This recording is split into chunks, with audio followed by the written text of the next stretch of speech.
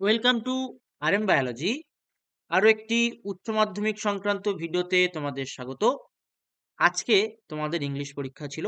প্রত্যেকের কিন্তু ইংলিশ পরীক্ষা ভালো হয়েছে, তার কারণ যেগুলো সাজেশন আমাদের চ্যানেল থেকে তোমরা পেয়েছিলে সমস্ত কিছুই কিন্তু তোমাদের পরীক্ষায় চলে এসছে।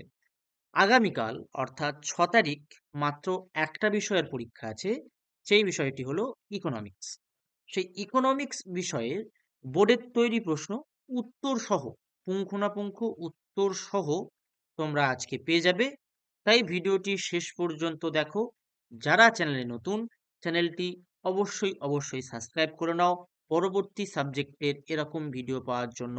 এবং আজকেই কিছুক্ষণের মধ্যেই তোমরা কিন্তু ফিজিক্সের একটি মডেল পেপার পেয়ে যাবে। যারা সায়েন্স থেকে বিলং করো তাদের জন্য বেশ গুরুত্বপূর্ণ হতে চলেছে। সেই চ্যানেলটি সাবস্ক্রাইব করে নাও এবং বেল বাটনটি বাজিয়ে দিও। চলো শুরু করা যাক।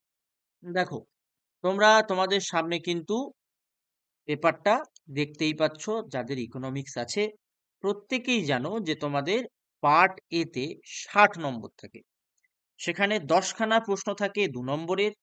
এবং দেখো এখানে 8টা প্রশ্ন থাকে 5 নম্বরের, অর্থাৎ 20 প্লাস 40 60 হচ্ছে। এবং পার্ট বি তে তোমরা 20 নাম্বার পাও, যেখানে কি থাকে, এমসিকিউ থাকে কিন্তু 10খানা। দেখো এই যে এমসিকিউ গুলো রয়েছে, এই এমসিকিউ থাকে হচ্ছে 10টা, এবং তারপরে এসএকিউ থাকে কিন্তু 10টা। তো ম্যাক্সিমাম ক্ষেত্রে শূন্যস্থান পূরণ থাকে, বা যেমন বলে তেমন করতে হয়, ডু অ্যাজ ডিরেক্টেড এর মতোই। যদি অ্যান্সার কি আমরা দেখে দেখো, পার্ট এর অ্যান্সার কি পুরোপুরি করে দেয়া রয়েছে। পার্ট এর অ্যান্সার কি আছে এখান থেকে তোমরা কিন্তু অ্যান্সার করে নিতে পারবে।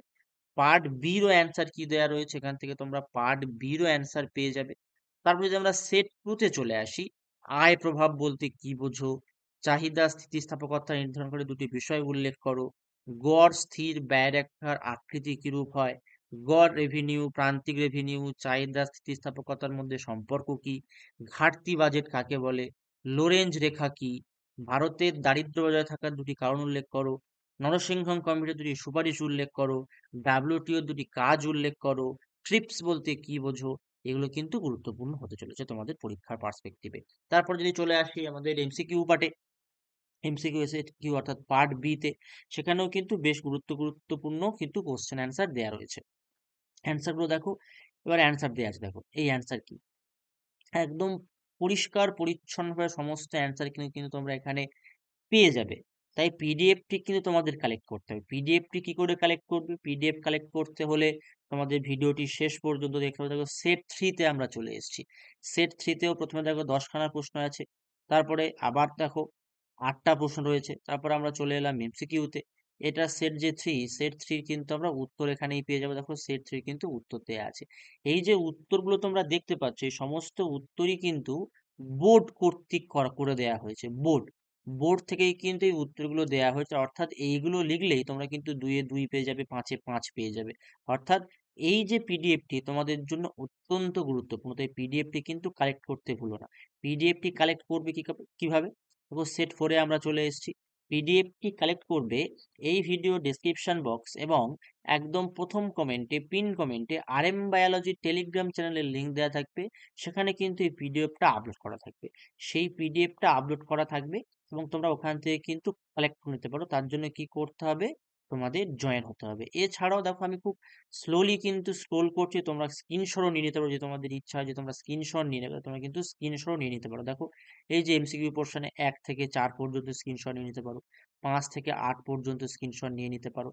তারপরে দেখো 7 পর্যন্ত, 8 থেকে 10 পর্যন্ত স্ক্রিনশট। তারপরে এই 10টা প্রশ্নের একসঙ্গে তুমি স্ক্রিনশট নিয়ে নিতে পারো। অ্যান্সার কি, দেখো অ্যান্সার কি 1 থেকে 7 পর্যন্ত তুমি স্ক্রিনশট নিয়ে নিতে পারো, আমি স্ক্রোল করে রেখে দিলাম। 8 থেকে 10 পর্যন্ত স্ক্রিনশট নিয়ে নাও। তারপরে দেখো এই স্ক্রিনশটটা নিয়ে নিতে পারো, 1 থেকে 10 এমসিকিউ স্ক্রিনশট পেয়ে যাবে।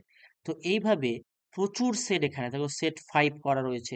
সেট 5 এর একদম পুঙ্খানুপুঙ্খ এই ওখানে উত্তর দেয়া রয়েছে। এবার যদি আমরা দেখি সেট 6 পেয়ে যাবে।